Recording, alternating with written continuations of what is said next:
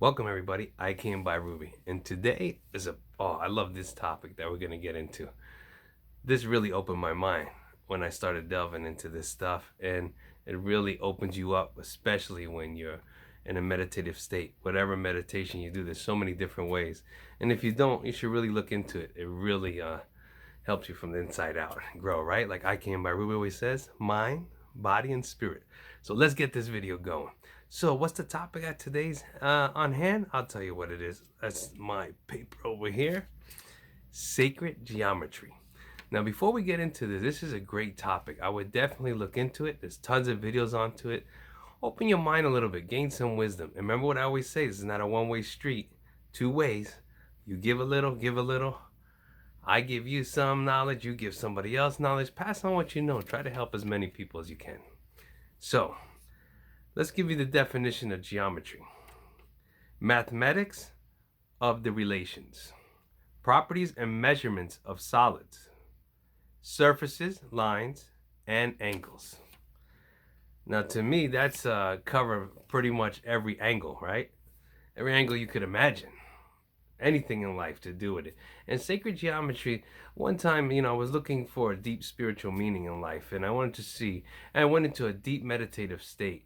When I came in through that state, still in that state of mind, in that, what you might say, higher consciousness or whatever it was, I seen some of the most beautiful light that you can never see with your normal eye, because there's only so many bands of width of light that you can see. But in that, I saw colors that were amazing, that it was unbelievable. And then I saw something that blew my mind totally. It looked like, at that moment, I didn't know what that symbol was. Later on, I looked it up. And then when I did my research, it was the flower of life. And I seen that overlaid over everything, whether it be to the smallest thing, the curtain flying in the wind, the bird passing by, your walls, all your belongings, yourself, your pets, whatever it was, everything you could imagine, that flower of life was on. And I said to myself, that's when my mind opened up, and I said, oh my gosh, it's almost like there's a grand architect of all of this.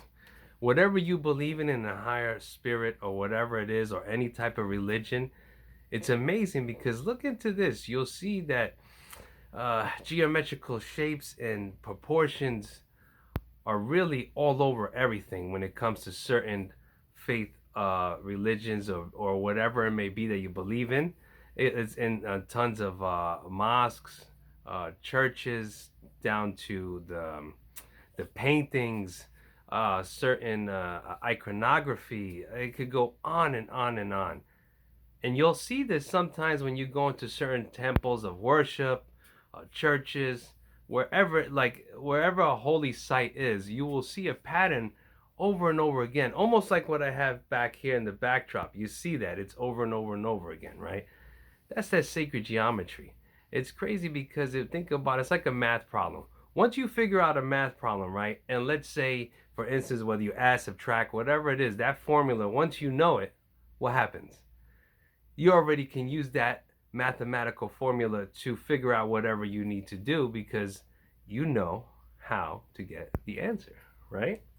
So imagine that. Study it, look into it, sacred geometry. That definition, I just looked at it right now again. It really blows your mind how much it's involved with everything, and how people from ancient times used it from everything you could imagine, to building buildings, their paintings, even probably music. It goes on and on and on, and it really shows you how interconnected everything truly is. Imagine that. So imagine if you could self-master your own sacred geometry, right?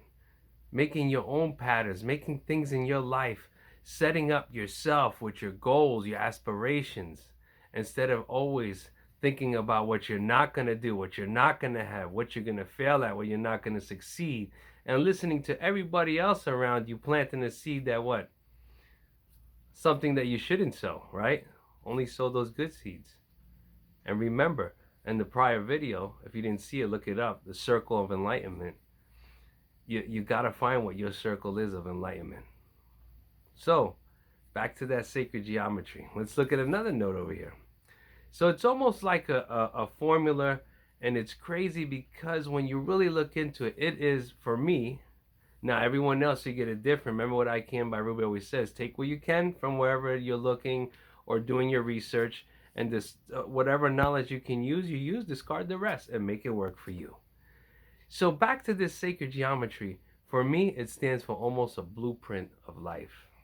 It's amazing. Think about that. Do your research.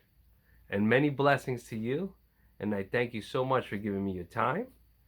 And I wish that whatever you try to achieve, I know you will. Take care, everyone.